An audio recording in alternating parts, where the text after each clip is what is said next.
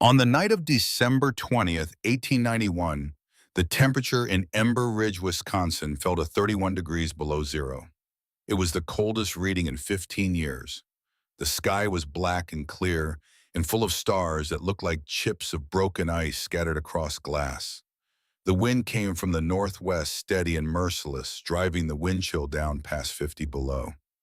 At that temperature, exposed skin freezes in under 4 minutes.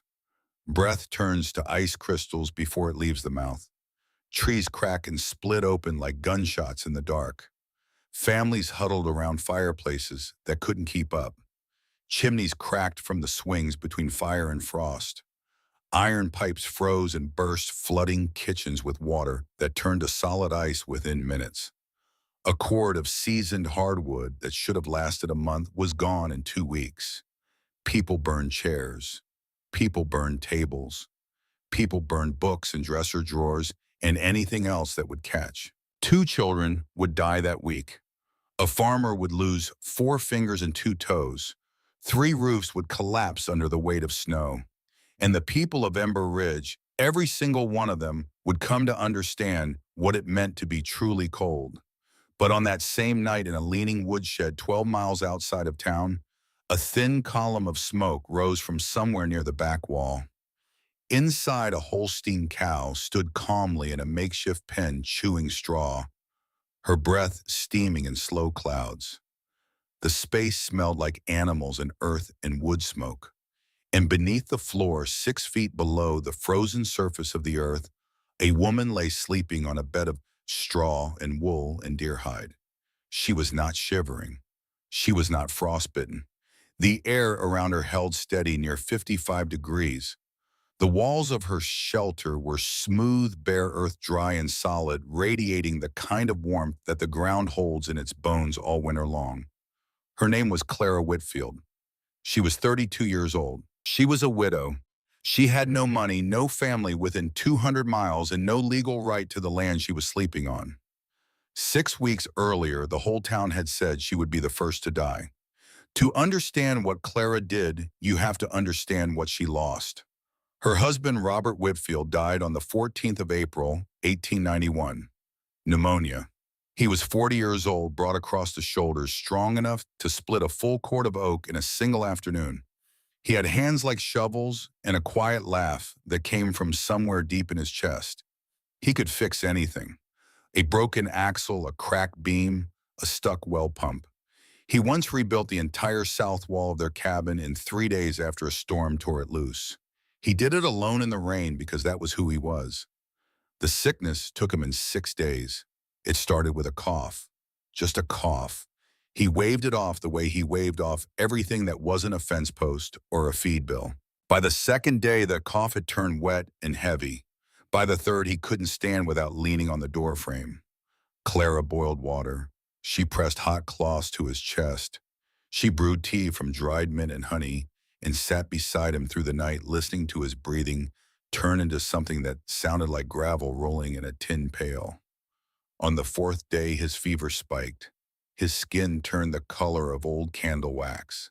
His eyes, which had always been sharp and steady, and the color of riverstone, went glassy and distant.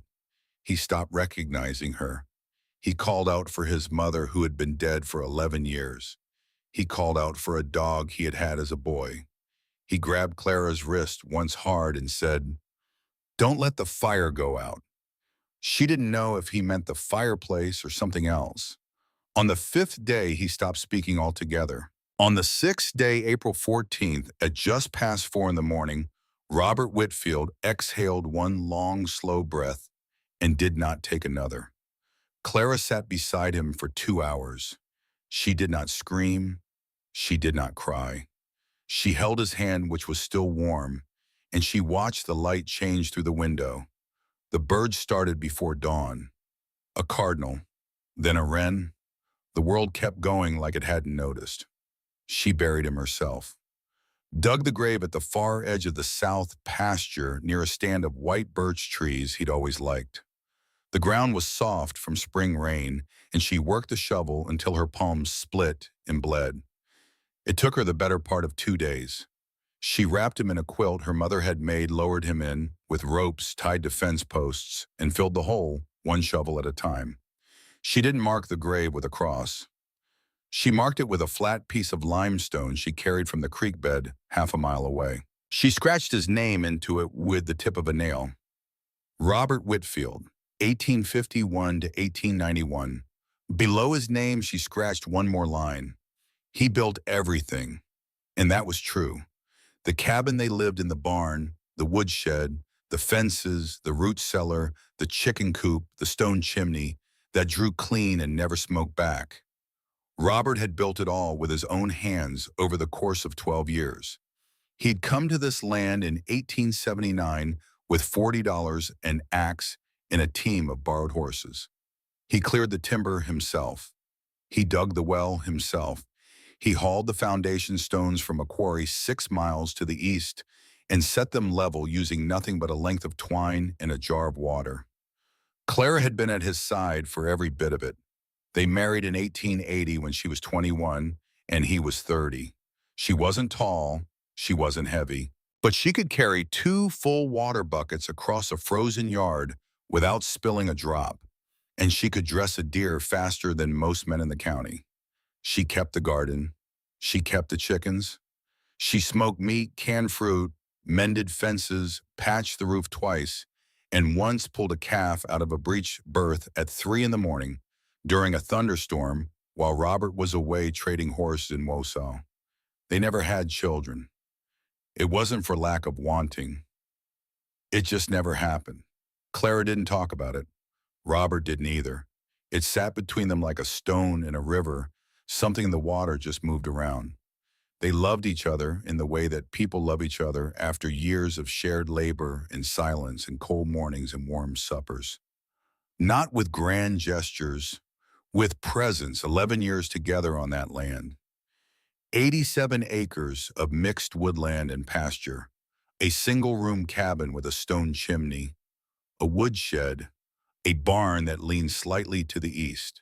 And then he was gone. Robert's brothers arrived 31 days after the funeral. There were 2 of them. Harlan was the eldest, 38 years old, tall and angular, with a narrow face and pale eyes that never seemed to blink at the right time.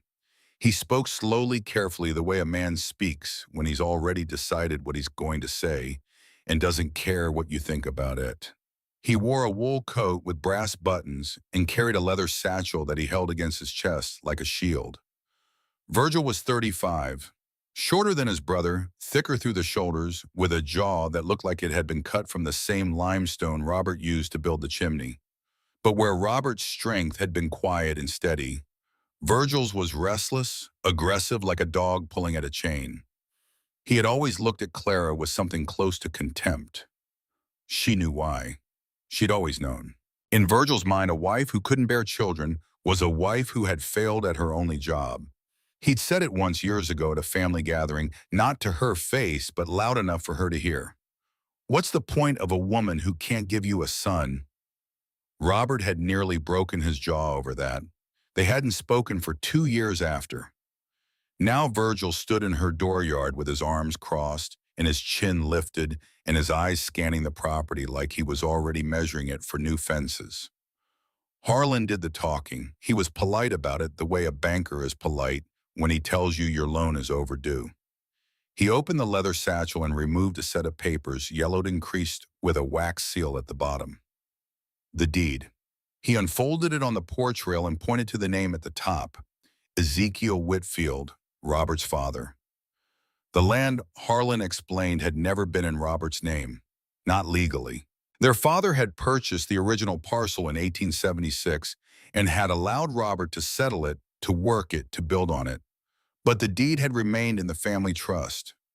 Robert had been in the strictest legal sense a tenant, and Clara, as a woman with no blood relation to the Whitfield family and no children to carry the name forward, had no legal standing to remain. Clara listened. She stood on the porch of the cabin her husband had built with his own hands, the cabin she had lived in for 11 years, and she listened to a man she had never liked explain to her why none of it was hers. She looked at the papers. She looked at Harlan's pale eyes. She looked at Virgil, who was staring at the barn like he was already deciding whether to tear it down or repurpose it. 30 days, Harlan said. That's more than generous. Clara said nothing. You could go to Madison, he continued, or Milwaukee. There are churches that help women in your situation. You'd find work. Virgil snored and she could sweep floors. Clara looked at him, just looked. Virgil held her gaze for 2 seconds, then glanced away. 30 days, Harlan repeated. He folded the papers, slid them back into the satchel, and turned toward the wagon. Virgil followed, spitting once into the dirt as he went. They drove off without looking back. Clara stood on the porch for a long time after they left. The sun was going down. The air smelled like cold earth and pine, and the first distant hint of snow. Somewhere in the woods to the north, a barred owl called once, twice, then went silent. She went inside. She sat at the table. She put her hands flat on the wood, the same table Robert had built it from planks he'd milled himself, and she stared at the wall. She did not cry. She made a decision. Within a week, the brothers made good on their threats. The firewood deliveries stopped. Every winter for the past 12 years, the Whitfield family had shared wood from the main lot, a 60-acre stand of hardwood timber 5 miles to the southeast. It was a family arrangement, informal, unwritten, the kind of thing that held together because people chose to honor it. Harlan and Virgil chose not to. The grain from the family mill stopped too. No more flour, no more cornmeal beyond what Clara had already stored. No more salt pork from the autumn slaughter. They stopped acknowledging her existence entirely. If someone in town mentioned Clara Whitfield, Harlan would change the subject. Virgil would pretend he hadn't heard. It was a slow, deliberate erasure, the kind that doesn't leave bruises but breaks bones all the same. The neighbors noticed. The nearest ones were a Swedish family called the Lindgrens, a mile and a half to the south. Good people, quiet. They kept to themselves the way most people did in that part of the country, not out of cruelty, but out of habit and the simple mathematics of survival. Winter was coming. Everyone had their own problems. Some people in town whispered. Some felt pity. A few of the older women clucked their tongues and said it was a real shame what those Whitfield boys were doing. But shame didn't split firewood. Shame didn't keep the frost off the windows. Others thought Clara was a fool chasing pride.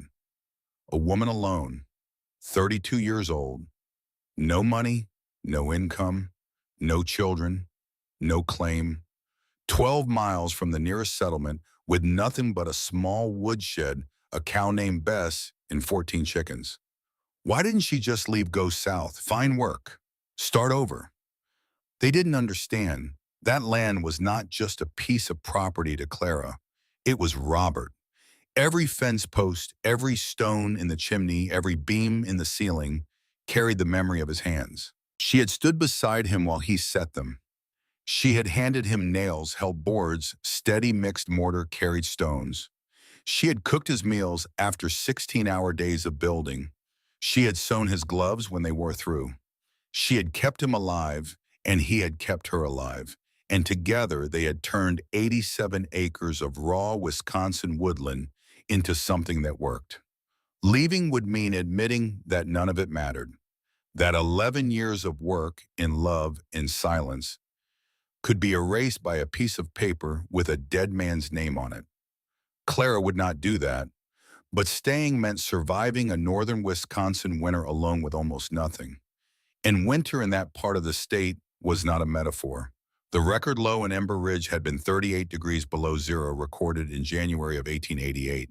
People still talked about that winter. 4 people froze to death.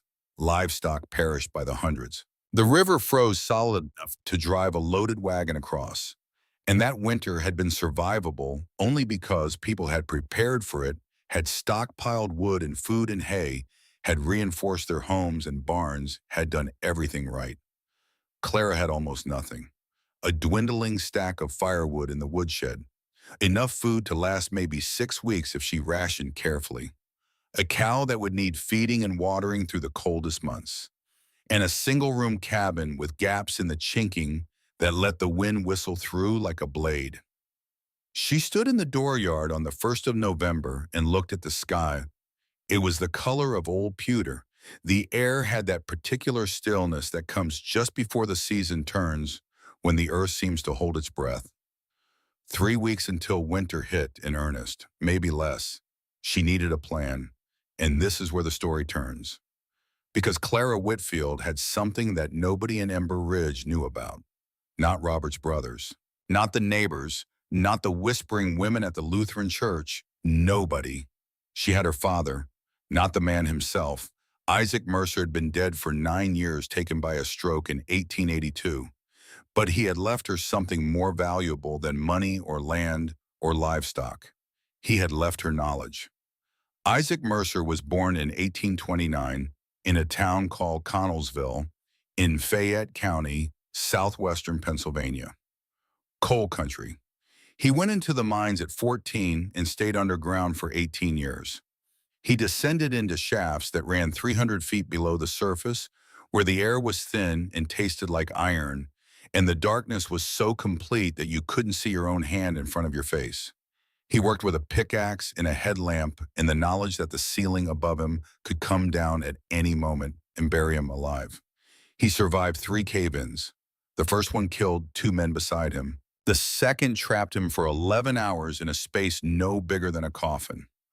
The third broke his left shoulder and collapsed his left lung and left him with a cough that never fully went away. In 1868, when Clara was still an infant, Isaac moved his family west. He was done with the mines, done with the dark, done with watching men die underground for wages that barely kept their families fed. He settled in central Wisconsin, took up farming, and never went below ground again. But he remembered everything, and he taught his daughter. He started when she was 15. They were sitting by the fire on a January night, the wind howling outside, the temperature somewhere well below zero. Clara had asked him how miners survived when the tunnels collapsed, how they stayed alive in the dark with no food and no light, and the weight of the earth pressing down above them.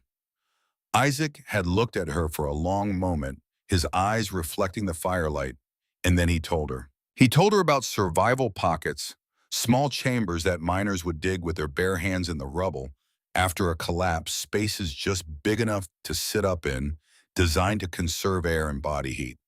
He told her about thermal mass, how stone and packed earth absorb heat slowly, but hold it for hours, radiating it back like a living thing. He told her about ventilation, how even a small shaft of moving air could mean the difference between life and suffocation. He told her about clay-rich soil, how it insulated better than wood, better than brick, better even than wool. And then he told her the most important thing of all. Cold kills fast above ground, girl, he said, his voice low and steady. Wind strips the heat right out of you. Doesn't matter how many blankets you've got. Doesn't matter how big your fire is. If the wind can reach you, the cold can kill you. He leaned forward, but 6 feet down the earth holds steady, 55 to 70 degrees all winter long. Doesn't matter if it's January or July. The ground remembers warmth. Clara never forgot those words. She carried them the way some people carry scripture tucked away in a part of the mind that doesn't fade with time. She hadn't thought about them in years. She hadn't needed to. Now, 23 years later, standing in the cold November air, with nothing left and winter bearing down, she was going to bet her life on them. Clara began digging on the 3rd of November, 1891. She chose a spot directly beneath the woodshed. It was a simple structure 10 feet by 12 built by Robert in 1884 to store split firewood hand tools and a small grinding wheel. It sat on 6 flat limestone foundation stones instead of a proper footing, which meant there was a narrow gap between the floor and the ground. More importantly, it meant the floor could be accessed from below. The ground beneath the shed was a mixture of sandy loam and clay, dark and rich, still soft enough to break with a spade. Barely. Within a week, the frost line would descend past 6 inches and the earth would turn to iron. She had no time to waste. She worked during the day in 2-hour shifts to avoid exhaustion. She was strong for her size, but she was not a large woman, and the work was brutal. Each shovelful of earth weighed 3 to 4 pounds. She removed the soil one wooden bucket at a time, roughly 12 pounds per load, and carried it deep into the woods behind the property. She scattered it in the underbrush in the ravines, along the creek bank, anywhere it wouldn't be noticed. Fresh dirt on frozen ground is conspicuous. Clara knew that if Harlan or Virgil came by and saw evidence of digging, they'd investigate. They'd find the shelter. They'd destroy it. So she was careful. Every load was dispersed. Every trace was covered. No one came by. No one asked questions. The Lindgrens stayed on their own land. The churchwomen hadn't visited yet. Harlan and Virgil were done with her, or so they thought. Clara worked alone, her hands blistered by the second-day raw pink welts that split open and bled into the handle of the spade. She wrapped them in strips of cloth torn from an old shirt and kept digging. Her back seized on the fourth day a sharp bolt of pain that ran from her left hip to the base of her skull.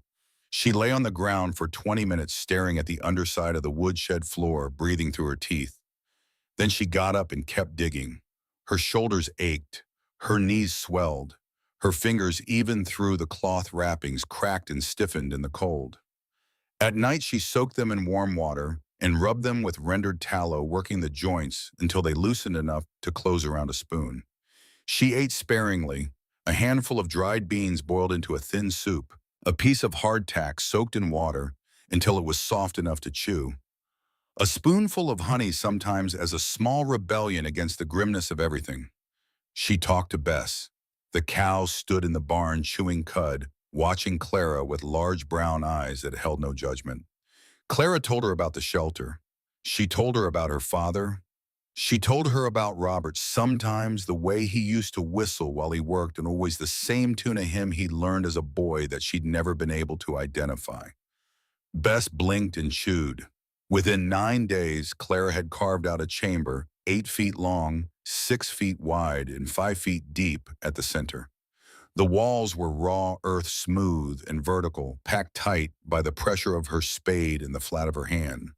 She'd shaped them carefully, working the surface until it was almost polished, eliminating loose pockets where soil might crumble and fall. The ceiling was the underside of the woodshed floor, supported by the original beams Robert had laid 7 years earlier. She reinforced those beams with 2 additional crossbars she salvaged from a collapsed fence near the property line. Each one was hewn from oak still solid despite 20 years of weathering. She notched them into the existing framework using a hand axe and a mallet, fitting them snug against the floor joists. The result was a ceiling that could bear the weight of the shed above the cow, the remaining firewood, and a season's worth of snow. But the chamber alone wasn't enough. Clara understood because her father had made sure she understood that a sealed underground space was a death trap. Without ventilation, carbon dioxide would build up within hours. Moisture from her breath would condense on the cold walls, making everything damp. The air would go stale, then toxic. She'd fall asleep and never wake up. So she built a ventilation system. She found a length of old stovepipe rusting near the barn. It was 4 inches in diameter and about 6 feet long, dented and discolored but structurally intact. She angled it upward from the rear corner of the chamber, threading it through a channel she dug near the back wall of the woodshed.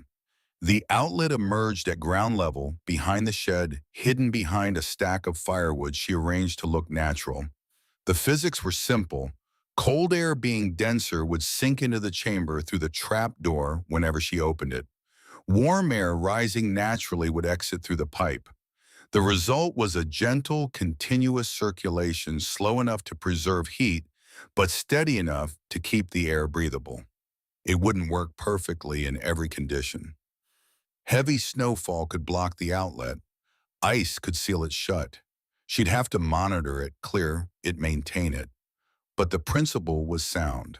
Her father had taught her that too. She lined the floor of the chamber with 8 inches of dry straw she'd been storing in the barn since September, golden and sweet-smelling, still free of mold. Over the straw, she layered 3 wool blankets she'd sewn together from old coats, a quilt her mother had pieced together in 1872, from fabric scraps of a dozen different colors and 2 deer hides that Robert had tanned 3 winters ago. The hides were thick, supple, still smelling faintly of smoke from the tanning process. The combination created a sleeping surface that was soft, insulating, and waterproof. Then she built the oven. She walked to the creek bed half a mile away and selected stones. River stones, each one the size of a grapefruit, smooth and dense, chosen specifically for their ability to absorb and radiate heat. She carried them back 2 at a time in a canvas sack slung over her shoulder, making the trip 14 times over 2 days. 28 stones total. She built the oven in the northwest corner of the chamber, mortaring the stones together with a mixture of clay soil water and wood ash. Her father had taught her this mixture. The clay bonded the stones. The ash strengthened the mortar and made it resistant to cracking under heat.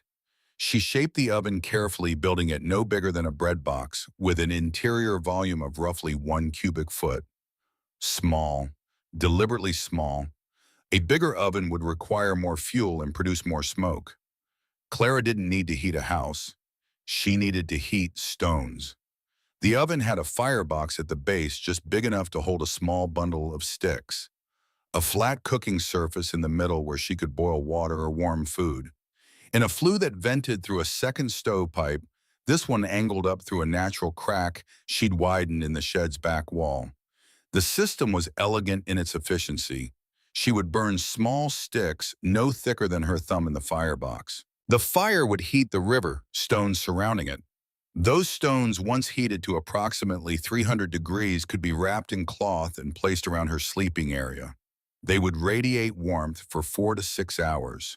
A single load of wood weighing less than 3 pounds could keep her comfortable through an entire night. By comparison, a traditional cast iron stove in a cabin consumed 15 to 20 pounds of wood per night and lost most of its heat through the chimney and the poorly insulated walls. Clara's system used a fraction of the fuel and lost almost none of the heat. The earth walls absorbed warmth and held it. The straw insulated the floor. The wool and deer hide trapped body heat against her skin. And the cow, 1,200 pounds of living warmth standing directly above her, radiated roughly 15,000 BTUs per day through the floorboards. It was, by any measure, a work of quiet brilliance. She stored her food in wooden crates sealed with melted candle wax to keep out moisture and rodents. She had 40 pounds of dried navy beans, 20 pounds of salted pork wrapped in cheesecloth, 30 pounds of hardtack biscuits, 18 pounds of cornmeal, a small sack of dried apples, and 2 jars of honey. It wasn't abundance, but rationed carefully, it would last through the worst of winter. She collected snowmelt in a copper pot and boiled it on the clay oven, purifying it and making it safe to drink. She made a pen for Bess inside the woodshed using loose boards, packing straw around it for insulation. The cow would stay above. Clara would stay below. They would keep each other alive. The trap door was the last thing she built. She cut it into the woodshed floor using a handsaw, working slowly to keep the cut clean. 2 feet by 3 feet, she hinged it with leather straps and installed a wooden peg on the underside that served as a latch. From above, with the trap door closed and firewood stacked on top of it, the opening was invisible. She climbed down for the first time on the evening of November 12th. She pulled the trap door shut above her, latched it from below, and sat in the darkness.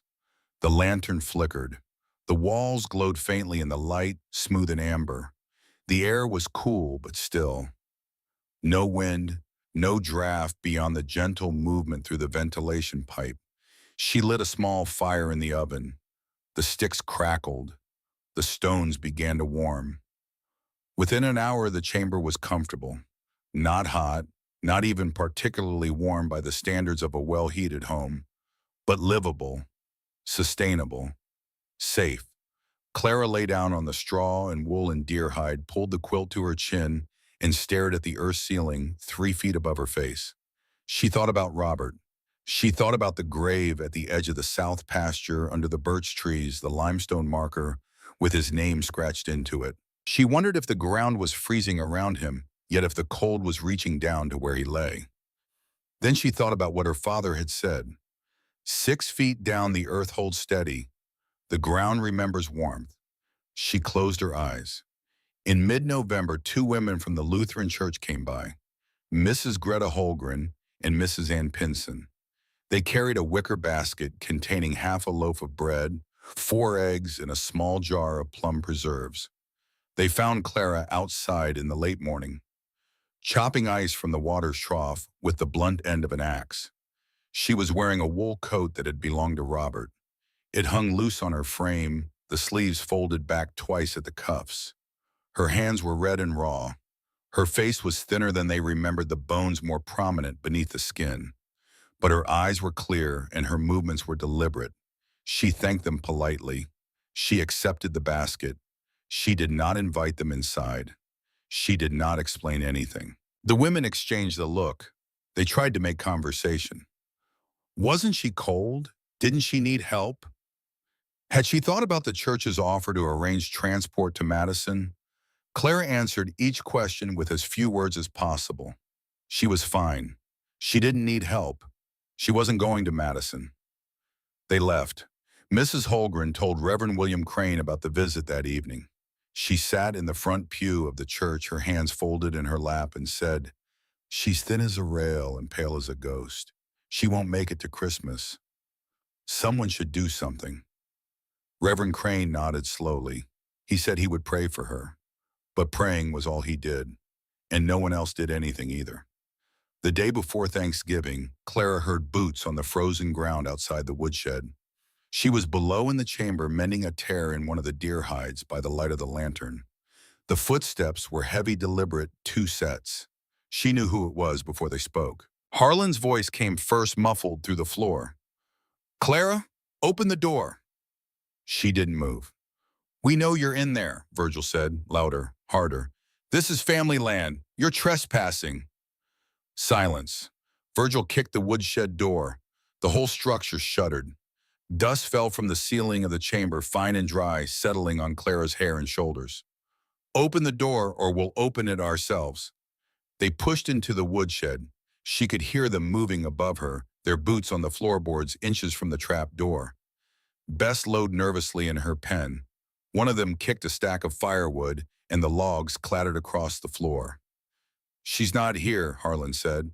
"She's somewhere," Virgil said. A pause, then Virgil's voice, louder now, directed at the walls, the rafters, the cold air. "You hear me, Clara? You can hide all you want. Come January, we're filing with the county. This land goes back to the family. You've got no husband, no children, no claim, and no future here." Another pause. Then Virgil said, quieter but loud enough for her to hear through the floor, through the earth, through the straw and wool, and everything she had built to keep herself alive. "Let the winter have her. Save us the trouble." Harlan said nothing to contradict him. They left. The wagon creaked. The horse snorted. The sound faded south along the frozen road until there was nothing but the wind and the soft breathing of the cow above and the absolute silence of the earth below. Clara lay in the dark.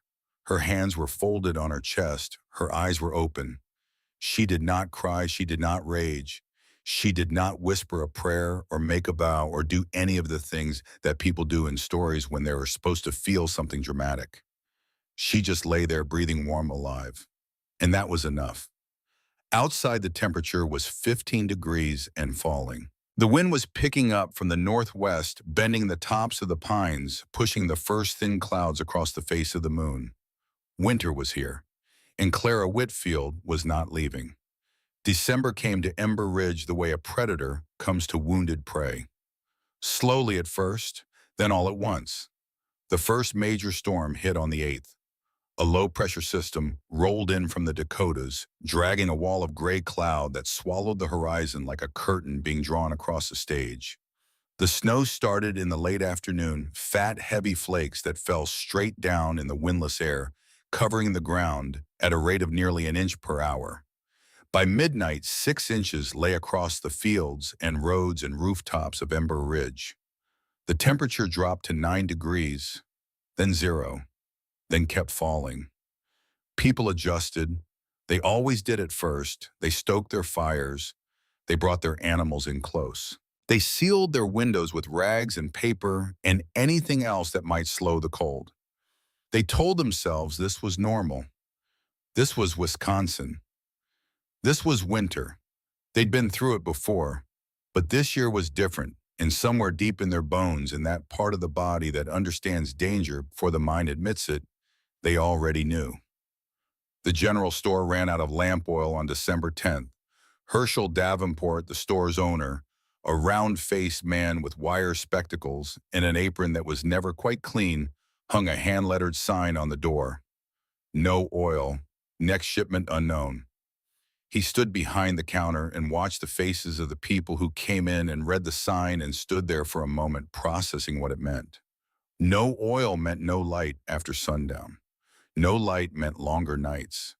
Longer nights meant more wood burned, more food consumed, more hours spent in the dark, with nothing to do but listen to the wind and think about how much was left. The blacksmith's forge cracked on December 12th. A fissure ran through the base of the stone hearth, splitting it nearly in two. The blacksmith, a heavy-armed man named Dara Polk, stared at it for a full minute without speaking. He'd built that forge himself 14 years ago. He'd set every stone. And now the cold had found the weakness in the mortar, the single hairline fault that years of heat and frost had been slowly widening, and it had broken it open like a walnut. He couldn't repair it, not in this cold, not without new mortar that would freeze before it set. His forge was done until spring, which meant no repairs. No new hinges, no new tools, no new horseshoes, no replacement parts for the stoves and pipes and hardware that held the town's infrastructure together. Everything would have to last, everything would have to hold, and if it didn't, people would have to make do with what they had. The town tightened, conversations grew shorter, smiles grew rarer. People who had been generous in October became cautious in December. People who had been cautious became guarded. Every cord of firewood was counted, every sack of flour was measured, every egg was accounted for.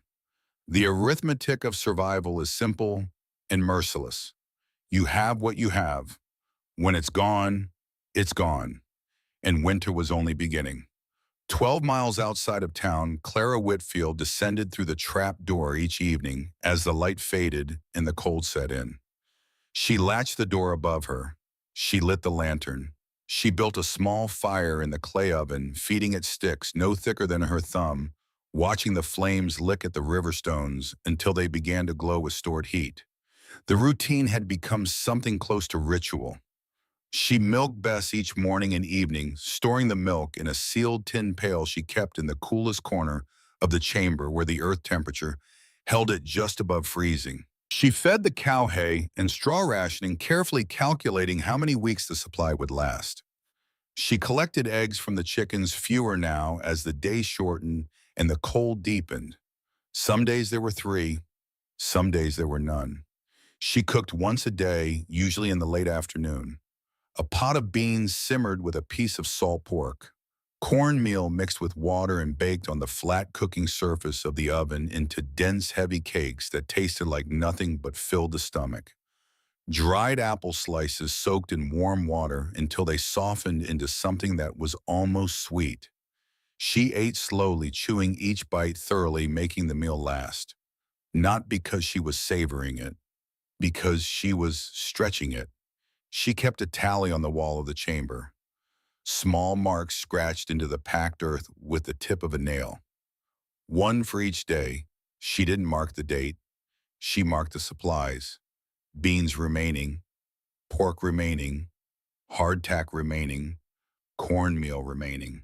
Hay for Bess, straw for the floor, sticks for the oven, water collected, eggs gathered. The numbers told a story, and the story was tight. Not desperate, not yet, but tight. If the winter ran long, if something went wrong, if a supply ran out faster than expected, or a new need arose that she hadn't planned for, the margins would vanish. She was living on the edge of a blade, and the blade was made of arithmetic. But the shelter held. The temperature inside the chamber stayed near 55 degrees, sometimes dropping to 50 on the coldest nights, sometimes rising to 60 when she ran the oven longer than usual. Compared to the world above where the air could kill in minutes, it was paradise. She slept well, better in some ways than she had in months. The silence underground was absolute, broken only by the soft crackle of the oven and the occasional shifting of the cow's weight on the floorboards above. The darkness was complete when she extinguished the lantern, so total that it pressed against her eyes like velvet. But it wasn't frightening. It was the darkness of the earth, the same darkness her father had known in the mines, and he had taught her not to fear it. The dark underground isn't empty, he had told her once. It's full, full of stone and soil and the weight of everything above you. It holds you, like a hand. Clara thought about that sometimes, lying in the dark with the quilt pulled to her chin, and the deer hides beneath her, and the straw beneath that, and the earth beneath everything. Held.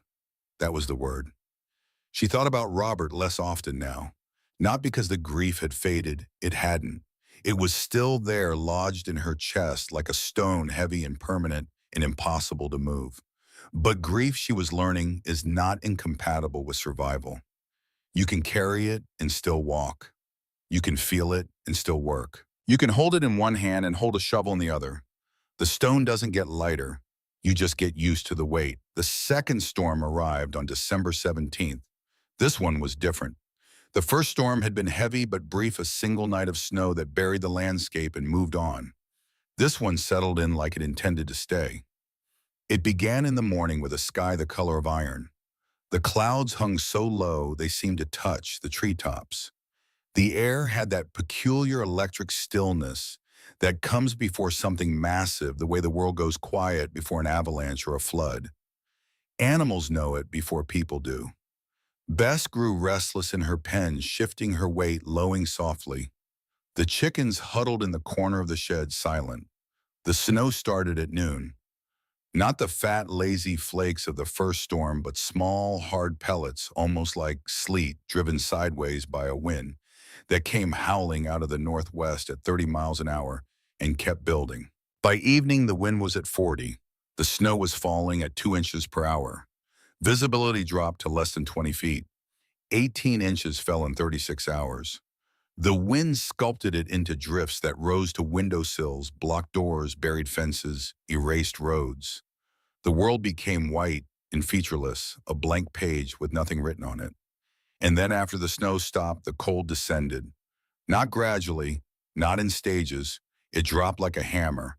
-12 on December 18th, -18 on the 19th, -23 on the morning of the 20th. And then at some point during the night, the mercury in the thermometer outside Herschel Davenport's general store slid past the lowest mark on the scale and kept going past the glass, past the numbers, past the point where measurement mattered. -31 degrees Fahrenheit. December 20th, 1891. The coldest night in Ember Ridge in 15 years. The stars overhead were hard and bright and utterly indifferent. The wind had died to almost nothing, which was somehow worse. In a gale, the cold is violent, aggressive, something you can fight against. In the stillness, it simply exists. It surrounds you. It enters you. It finds every gap in your clothing, every crack in your walls, every weakness in your body's ability to generate heat, and it takes what it wants. At -31 with no wind exposed, skin freezes in under 10 minutes. With even a slight breeze, the wind chill drops past 50 below, and the number becomes almost meaningless. The human body is not designed for it. The blood retreats from the extremities, pulling back to protect the core. Fingers go numb, then white, then hard. Toes follow. The shivering begins as a tremor and builds to a violence that rattles the teeth. And then paradoxically, it stops. The body gives up trying to warm itself. A strange calm settles in. The mind grows foggy, sleepy, warm even. People who are freezing to death often begin removing their clothing in the final stages, convinced they are overheating. They lie down in the snow. They close their eyes. They don't get up. The town broke apart that week, not all at once, but in pieces like ice calving from a glacier. Amos Pruitt was a farmer in his mid-50s who lived 2 miles east of the town center. He was a solid man built low to the ground with thick forearms and a face that looked like it had been carved from the same hardwood he spent his days splitting. He'd farmed that land for 22 years. He knew winter. He respected it. On the night of December 21st, during the worst of the cold, he heard a sound from the barn. One of the horses was screaming, not whinnying, screaming. The kind of sound an animal makes when it is in genuine distress, the kind that reaches into the base of your skull and triggers something primal. Amos pulled on his boots, his coat, his hat, his gloves. He lit a lantern. He opened the back door. The distance from the house to the barn was 70 feet. He had walked it 10,000 times, in daylight, in rain, in snow, in every kind of weather Wisconsin could produce. 70 feet, half a minute's walk. He made it halfway. The cold hit him the moment he stepped outside. Not like a wall, like a blade. It cut through his coat, through his shirt, through his skin, and went straight for the heat in his blood. The air was so cold it burned his throat when he inhaled. His eyes watered instantly, and the tears froze on his cheeks before they could fall. The lantern flame guttered and shrank, starved of oxygen by the dense frozen air. He kept walking. 1 step, 2, 5, 10. The barn was a dark shape ahead of him, barely visible. The horse screamed again. At 35 feet, his legs stopped working properly. The muscles in his thighs ceased cramping so violently that he staggered sideways. He caught himself, planted the lantern in the snow, and tried to keep going. His fingers, even inside the gloves, had lost all feeling. His face was numb. His vision was narrowing, the edges going dark as if someone were slowly closing a pair of shutters. At 40 feet he fell, face first into the snow. The lantern toppled and went out. The darkness was total. He tried to get up.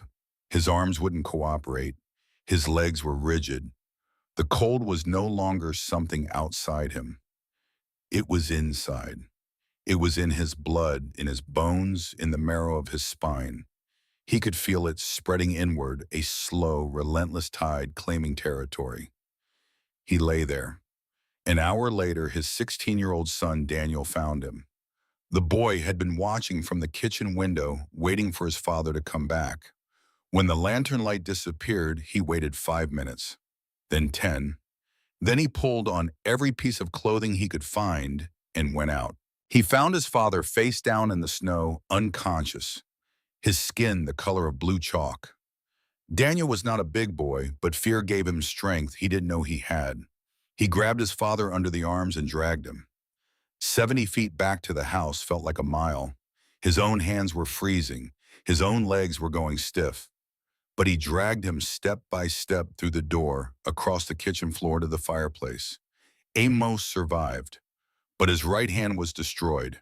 4 fingers frozen solid to the second knuckle, the tissue dead and blackening by morning. 2 toes on his left foot, the same. Dr. Leland Fenway, the town's only physician, a gaunt man with steady hands and a face that revealed nothing, came on Christmas Eve with a leather bag and a bone saw, and did what had to be done at the kitchen table, while Daniel held a lantern and tried not to look away. Amos didn't make a sound during the amputations. He stared at the ceiling and bit down on a leather strap and breathed through his nose. When it was over, Dr. Fenway wrapped the stumps in clean linen, left a bottle of laudanum on the table, and walked back out into the cold. Daniel found the horse dead in the barn the next morning, frozen stiff in its stall. Its eyes were still open. The Becker family lived in a 2-room house a mile north of the church. German immigrants, 5 children, the eldest 13, the youngest barely 2.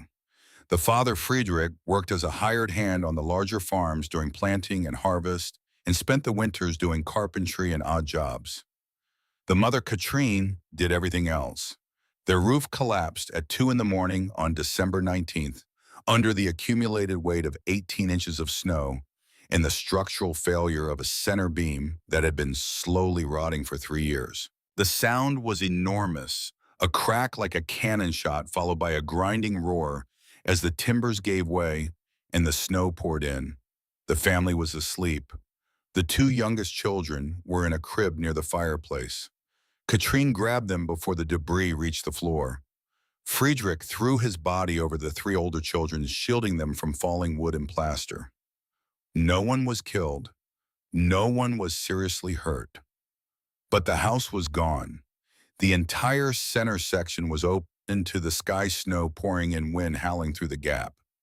Everything they owned, the furniture, the clothing, the food stores, was buried under rubble and snow, and the shattered remains of a roof that Friedrich had patched every spring and prayed would hold every winter.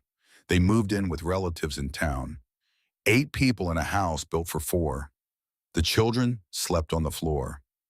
Katrine didn't sleep at all for 3 days. But it was the Harwell family that broke the town's heart. They lived south of Ember Ridge in a small frame house, set back from the road in a stand of hemlock trees. The father, Thomas Harwell, was a quiet man who worked at the sawmill. The mother, Mary, took in mending. They had 2 children, a boy of 7 named William, a girl of 4 named Eliza. On the night of December 22nd, the temperature outside their house dropped to 26 below zero. The fire in the main room, a large stone fireplace that Thomas had kept burning continuously for weeks, was the only source of heat. Thomas and Mary had been splitting frozen wood for 3 straight days, working in shifts, one of them always feeding the fire while the other swung the axe. They were exhausted in a way that goes beyond tiredness, that reaches into the central nervous system and begins shutting things down. Their movements had become mechanical, automatic, stripped of thought or awareness. That night, Mary fed the fire at 10 o'clock. The children were asleep in the back room, bundled under quilts and blankets. Thomas was already asleep in the chair by the hearth, his chin on his chest, his hand still holding the poker. Mary sat down beside him. She would rest for just a moment, just close her eyes. She woke at 5 in the morning. The fire was out, not banked, not smoldering. Out. The last coal had died sometime in the night, and the cold had moved in like water filling a hole. The inside of the house was 12 degrees. Frost covered the windows, the walls, the furniture. Thomas's breath came in small, white clouds. Mary knew before she reached the back room. She knew the way a mother knows in that place beyond logic and reason and hope, the place where the body understands what the mind hasn't yet accepted. The children were in their bed. William lay on his side, facing the wall. Eliza was curled against his back, her small hands tucked under her chin. They looked like they were sleeping. They were not sleeping. The cold had taken them sometime in the dark hours between midnight and dawn. Quietly, gently, even if such a word can be applied to something so terrible. They had not suffered. They had not cried out. They had simply grown colder and colder until the shivering stopped and the sleep became something deeper, and the small, warm bodies that had been alive with laughter and motion and noise just hours before became still. Mary Harwell's scream was heard by the nearest neighbor a quarter-mile away. The funeral was held 3 days later in the Lutheran church. Reverend Crane spoke. He said the words that pastors say. He spoke of God's plan and of a heaven where children never grow cold.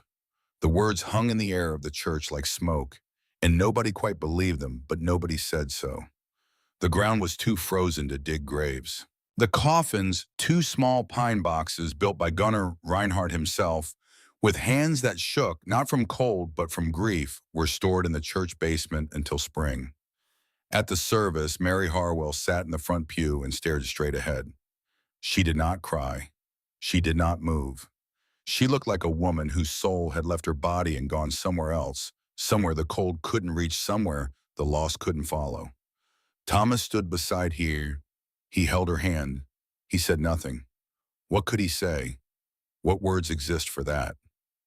On the night of December 22nd, the same night the Harwell children died, Clara Whitfield woke in her shelter to a sensation she had never felt before.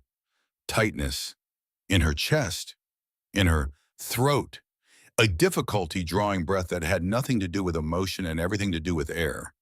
The oxygen in the chamber felt thin, stretched, insufficient. Each breath brought less than the one before, and her lungs responded by working harder, faster, pulling at an atmosphere that was slowly abandoning her. She sat up. The lantern was dim, its flame reduced to a feeble orange nub barely larger than a match head. Flames need oxygen the same way lungs do, and this flame was telling her what her body already knew. The ventilation pipe was blocked. She knew it instantly. The snow. 18 inches of it driven by 40-mile-an-hour winds into drifts that could bury a fence post.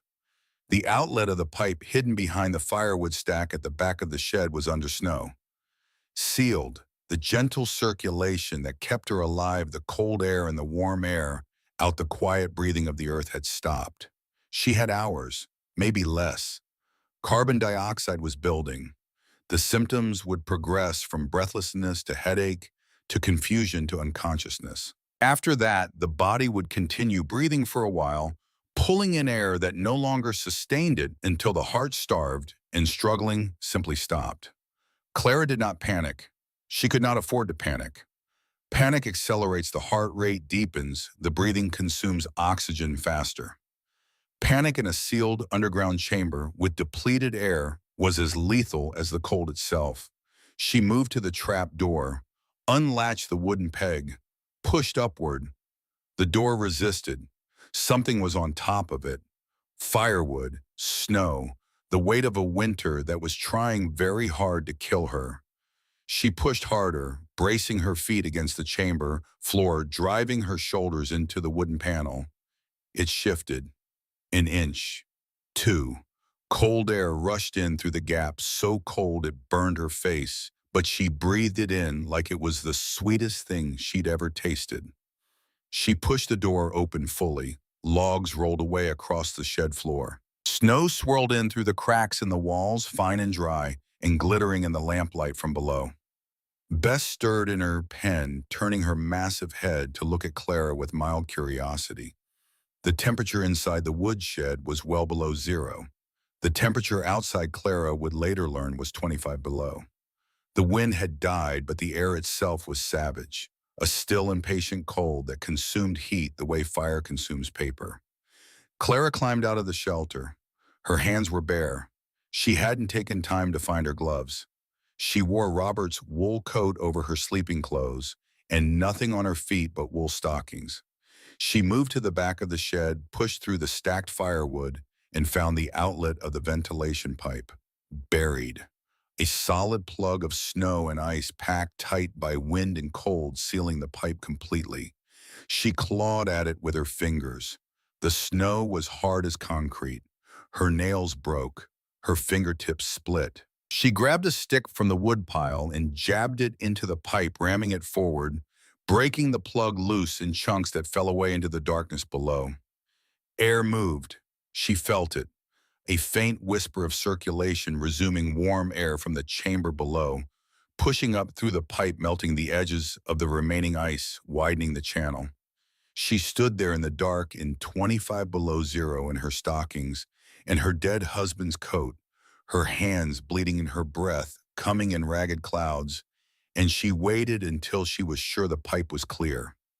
1 minute. 2. The air continued to flow. The blockage was gone. Then the cold found her. It came all at once, as if it had been waiting politely and now lost patience. Her feet went numb, first the stockings useless against the frozen floor of the shed. Then her hands, already damaged, already bleeding, stiffened into claws. Her legs began to shake. Her jaw clenched. The shivering started deep in her core and radiated outward in waves that she couldn't control. She had to get back underground. Now. Every second above the surface was a second the cold was stripping heat from her body. She had minutes before hypothermia set in, before the confusion started, before her muscles locked and her mind went foggy, and she joined the growing list of people that this winter had decided to take. She made it to the trap door. She lowered herself in her arms, trembling so violently she nearly lost her grip on the frame. She pulled the door shut, latched it, climbed down, collapsed onto the straw. For a long time she lay there shaking. The oven had gone cold while she was above. The stones held some residual warmth, but not enough. She pulled every blanket around her, every hide, every piece of fabric she owned, and she curled into a ball and shook and shook and shook. Slowly, gradually, the earth did what the earth does. The walls radiated their stored warmth. The insulation held the heat close. The shivering subsided from violence to tremor to an occasional shudder. Her hands throbbed. She could feel the blood returning to her fingers, a sensation like needles being driven under the nails, excruciating and welcome at the same time. She flexed them. They moved. They all moved. Nothing lost. She lay in the dark and breathed the cool, clean air flowing gently through the chamber air that she had nearly died to restore, and she understood something she had not fully understood before. This was not a story about endurance. This was not a story about pride or stubbornness or proving anyone wrong. This was a negotiation with death conducted daily in the dark alone, and death was patient and thorough and never stopped testing the terms. She rebuilt the fire, she heated the stones, she wrapped them in cloth and placed them around her body and lay back down. She did not sleep for the rest of that night. On the morning of December 23rd, Gunnar Reinhardt sat at his kitchen table and stared at the last chair in the house that was still a chair. Everything else was gone. The spare chairs had been the first to go broken apart with a hatchet and fed to the fireplace 3 days ago. Then the small table in the children's room. Then the cabinet where Ingrid kept her mother's china. The china first removed and wrapped in cloth and set on the floor. The cabinet itself dismantled with shaking hands and burned plank by plank. Then the workbench in the back room, the one Gunnar had built when they first moved in, the one where he'd carved wooden toys for the girls on Christmas Eve every year for the past 10 years. He'd burned the toys too. The little horse, the little wagon, the little doll with the painted face. Ingrid had watched him do it. She hadn't said anything. There was nothing to say. You burn what you have to burn. Sentiment doesn't keep children alive. Their daughters, Marin and Britta, 9 and 11, sat on the floor near the fireplace, wrapped in every blanket in the house. They had stopped playing days ago. They had stopped talking, mostly. They sat and watched the fire with wide eyes that tracked every flame, every ember, every shift and settle of the burning wood, as if the fire were a living thing whose mood they needed to monitor. On the 22nd, the girls had cried. Long, shuddering sobs that shook their small bodies and turned their faces red and wet. They cried because they were cold, because their feet hurt, because they were hungry and scared, and the world outside the window was white and empty, and the house was making sounds. It shouldn't make groaning sounds, cracking sounds, the sounds of a structure under stress. Then they stopped crying. That was the moment Gunnar knew they were running out of time. When children cry, they are fighting. When they stop, they are surrendering. Marin sat with her knees pulled to her chest, her eyes half closed, her breathing shallow. Britta leaned against her sister, motionless, staring at nothing. Ingrid's hands shook so badly she couldn't hold a cup. The tea, what little they had left, sloshed over the rim and ran down her fingers. She set the cup on the floor and pressed her hands between her knees and closed her eyes and breathed. Gunnar looked at the chair. He looked at the fireplace. He picked up the hatchet. That evening, Christmas Eve, as the last of the chair burned down to coals, Gunnar Reinhardt stood at the kitchen window and looked out at the white world. The sky was clearing. The stars were appearing one by one. The cold was settling in for another night. And then he saw it. To the northwest, barely visible against the dark tree line, a thin column of smoke, rising straight up in the still air, steady, persistent, coming from the direction of the old Whitfield property. She's alive, he said. Ingrid looked up. Clara Whitfield, Gunnar said. He's still alive. I saw smoke 2 days ago and I see it now. Ingrid stared at him. That woman has nothing. She's probably burning her last stick of wood. She'll be dead by morning. Gunnar shook his head slowly. If she were dead, the cow would be dead. And I saw the cow through the shed window last week when I passed on the road. Standing up, chewing, calm as anything. A silence settled between them. She knows something, Gunnar said quietly. She knows something we don't. They made the decision that night. On Christmas morning, 1891, the Reinhardt family dressed in every piece of clothing they owned. Gunnar wore 2 shirts, a wool vest, his heaviest coat, 2 pairs of socks, his boots, a scarf wrapped 3 times around his face, and a fur-lined hat that had belonged to his father. Ingrid wore her coat over 2 sweaters over a flannel nightgown. The girls were wrapped in blankets over their coats, their hands inside socks, because their mittens had been lost weeks ago, their feet stuffed with straw, inside boots 2 sizes too large. They looked like bundles of fabric with eyes. They stepped outside into a world that was 15 degrees below zero and utterly silent. The snow was knee-deep on the road, deeper in the drifts. The sky was the color of pale iron. The sun hung low on the southeastern horizon, weak and distant, providing light but no warmth like a lantern behind the frosted glass. They walked 3 miles. Gunnar broke trail. Each step required lifting his leg clear of the snow, planting it forward, compacting the surface, then repeating. It was exhausting. Within a quarter-mile, his thighs were burning. Within half a mile, his breathing was ragged. The girls walked in his footsteps, stepping where he'd stepped, following the path he'd made. Ingrid brought up the rear, her arms around Britta's shoulders, urging her forward when the girls slowed. They didn't speak. Speaking required opening the mouth, exposing the throat-wasting energy on words that didn't move feet. They walked in silence, 4 figures crossing a white emptiness, their breath trailing behind them in small clouds that dissolved into nothing. The walk took over an hour. By the time the Whitfield property came into view, Gunnar's hands were numb inside his gloves. Ingrid's face was so cold she couldn't feel her cheeks. Maren was stumbling every few steps, her coordination failing, a sign that her core temperature was dropping. Britta hadn't spoken in 20 minutes. The woodshed stood at the far edge of the property, leaning slightly to the east, its boards weathered to the color of old bone. Snow lay heavy on the roof. Icicles hung from the eaves like teeth, and from somewhere near the back wall, a thin ribbon of smoke rose into the still air. Gunnar reached the door. He knocked.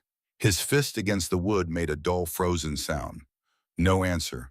He pushed the door open. The hinges screamed in the cold, a sharp, metallic shriek that sounded almost human. Inside, the air was different. Not warm exactly, but not the killing cold of outside. It was the temperature of a root cellar, a meat locker, a space that was connected to the earth rather than exposed to the sky. Bess stood in her pen, massive and calm, her breath rising in slow plumes.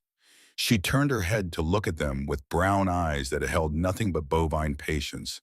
The space smelled like hay and animal heat and wood smoke and something else, something deeper and older. Earth. The smell of earth. And then Gunnar saw the trap door. It was cut into the floor near the center of the shed, partially obscured by scattered firewood. A rectangle of darker wood hinged on one side with a gap along the edge where the light from below seeped through. He stared at it. He didn't understand what he was looking at. A cellar. A root store. The Whitfield property had a root cellar he knew near the cabin. Not here. Not under the woodshed. The trap door moved, lifted. Light spilled up from below, warm and amber, the color of lantern flame. A hand appeared on the edge. Then a head. Then a face. Clara Whitfield climbed out of the earth. She was thin, thinner than Gunnar remembered. The bones of her face were prominent under skin that was pale but not sickly. Her hair was tied back, dark strands escaping at the temples, and there was a smudge of soot on her left cheek and another on her chin. She wore Robert's wool coat, the same one she'd worn every day since his death, and beneath it a heavy flannel shirt in layers of fabric that made her look wider than she was. But she was not shivering. She was not frostbitten. Her lips were not blue.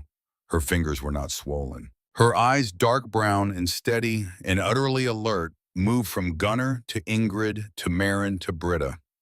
She looked at the 2 girls. She saw the blankets wrapped around their bodies. She saw the socks on their hands. She saw Marin swaying slightly on her feet, the early signs of hypothermia, the body beginning to shut down the outposts in order to save the capital. "You're cold," Clara said. It wasn't a question. Ingrid made a sound that wasn't quite a word. Her lips were too frozen to form language. Her eyes were wet. She tried to speak, and what came out was some sudden and raw, the sound of a woman who had been holding herself together for days and had just been offered the one thing she couldn't give herself: hope. Gunnar tried to talk. His voice broke on the first syllable. He swallowed. Tried again. Couldn't. Clara set the lantern on the floor of the shed. "Come," she said. She led them down, one by one, through the trap door down into the chamber. Gunnar went first, lowering himself carefully, his boots finding the packed earth floor. Then Marin, handed down by her mother, light as a bundle of sticks. Then Britta. Then Ingrid.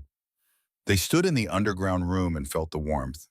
It was not the roaring heat of a fireplace. It was not the blast of a cast-iron stove with a belly full of oak. It was something subtler and deeper, a warmth that seemed to come from the walls themselves, from the floor, from the earth surrounding them on all sides. The clay oven in the corner glowed with a soft orange light. The stones around it radiated heat like living things. The air was still and dry and breathable. The girls stood motionless, their faces changing, color returning, feeling returning. The particular expression of a child who has been cold for so long that warmth itself feels foreign and has to be relearned. Marin reached out and touched the wall, smooth packed earth, dry and solid. "Warm. It's warm," she whispered. She said it with such surprise, such wonder, that it sounded almost like a prayer. Clara ladled hot water from the copper pot on the oven and handed tin cups to each of them. The water was not flavored. It was not sweetened. It was simply hot, and holding it was like holding a small piece of the sun. She gave the girls pieces of hardtack softened in warm water. She didn't have much, she couldn't afford to give much, but she gave what she could, and she did it without comment, without complaint, without making anyone feel like a burden. They stayed for 2 hours, warming, thawing, returning to life. Gunnar studied the chamber, he studied the oven, he studied the ventilation pipe, the straw floor, the wool and hide bedding, the sealed food crates, the marks scratched on the wall. He was a carpenter, he understood construction, and what he was looking at he recognized was not a desperate act of survival, it was engineering. Careful, deliberate, informed engineering designed by someone who understood heat and insulation and airflow and thermal mass in a way that he had never been taught and had never thought to ask about. When they finally rose to leave, Gunnar stood at the base of the trap door and looked at Clara. "Thank you," he said. His voice was steady now. His hands had stopped shaking. "I'll remember this." Clara nodded. Her expression was quiet, unreadable. The face of a woman who had been living alone underground for 6 weeks and had learned to keep her thoughts inside. "Tell no one," she said. Gunnar promised. He meant it too. In that moment, standing in the warm earth, looking at this woman who should have been dead, and wasn't he meant it with everything he had. But some promises are too heavy to carry. And by the next morning, the story was already spreading. By December 26, 11, people had come to the woodshed. They came alone and in pairs, wrapped in whatever clothing they could find, trudging through the snow with the desperate, determined faces of people who had run out of options. Some had heard from Gunnar. Others had heard from Ingrid, who had told one person, just one, in a neighbor named Mrs. Eklund, who had told her sister, who had told the woman at the dry goods counter, who had told everyone. Clara didn't turn anyone away. She brought them down in shifts, 3 or 4 at a time, letting them warm by the oven for an hour or two. She gave them heated stones wrapped in cloth to carry home, stones that would radiate warmth for hours, that could be tucked into a bed or held against the chest or placed in a child's crib. She shared what food she could spare, a cup of broth here, a piece of hardtack there, never enough to deplete her own stores dangerously, but always enough to matter. and she explained. In simple, direct terms, the way her father would have explained it, she told them how the shelter worked, how the earth at 6 feet held steady between 55 and 70 degrees, how clay soil insulated better than wood, how river stones absorbed heat and radiated it back, how a ventilation pipe kept the air breathable, how a cow overhead was as good as a furnace. Some listened carefully, taking mental notes, asking questions, already thinking about how to adapt the principles to their own homes and barns and root cellars. Others were too tired, too shocked, or too proud to really hear her. They took the warmth. They took the stones. They went home and survived another day. Clara gave everything she could. And every night after the last visitor left and the trap door closed and the silence returned, she descended alone into the earth and lay down and stared at the ceiling and calculated how much food was left, how much fuel, how many days. The numbers were shrinking. The blade was getting thinner, but she didn't stop. She didn't turn anyone away, and she didn't explain why, because there was nothing to explain. You help people because they need help. That's all. That's the whole reason. On December 28th in the late afternoon, Clara climbed up through the trap door to feed Bess and check the ventilation pipe. The light outside the shed was gray and flat, the sun already gone behind the tree line, the shadows stretching long across the snow. She heard them before she saw them. Boots on snow, 2 sets, slow, heavy, the particular sound of men walking who don't want to be walking. She moved to the shed door and opened it. Harlan and Virgil Whitfield stood 10 yards away. They were gaunt. Harlan's narrow face had gone hollow, the skin pulled tight over his cheekbones, his pale eyes sunken in dark sockets. His brass button coat hung loose on his frame. Virgil's jaw, that hard limestone jaw, was clenched against the cold, but his lips were cracked and his hands, gloveless, were the wrong color. White at the tips, red at the knuckles, the early stages of frostbite that would leave permanent damage if not treated soon. Their house, Clara would later learn, was a 2-story frame structure with a large fireplace and a good chimney. It should have been adequate, but they had run out of firewood 2 days earlier. Like everyone else, they had underestimated the winter. Like everyone else, they had burned through their supply faster than planned, feeding the fire against a cold that consumed fuel the way a river consumes snowmelt. They had burned furniture. They had burned books. They had burned anything that would catch. It wasn't enough. Virgil's wife had taken their children to her sister's house in town, where at least there were more bodies to share warmth. Harlan and Virgil had stayed behind, stubbornly, stupidly, believing the cold would break. It hadn't, and now they stood in the snow outside the woodshed of the woman they had tried to destroy, and they said nothing. They didn't knock. They didn't call out. They didn't demand or threaten or posture. They just stood there, silent, shoulders hunched, eyes on the ground. Clara looked at them for a long time. She looked at Harlan, who had unfolded the deed on her porch rail, and told her with banker's politeness that she had 30 days to leave the only home she'd ever known. She looked at Virgil, who had kicked her door, who had laughed at her, who had said, "Let the winter have her," with the casual cruelty of a man who didn't consider her fully human. She looked at Virgil's hands, white at the fingertips, dying. The silence stretched out across the snow between them, thin and taut as wire. Then Clara stepped aside. She held the door open and she stepped aside and she said nothing because nothing needed to be said. And the 2 brothers walked into the woodshed and stood among the straw and the smell of the cow and the thin warmth rising from the earth below. And they did not meet her eyes. They came down one at a time. Harlan went first. He lowered himself through the trap door with the stiff, careful movements of a man whose body had stopped cooperating hours ago.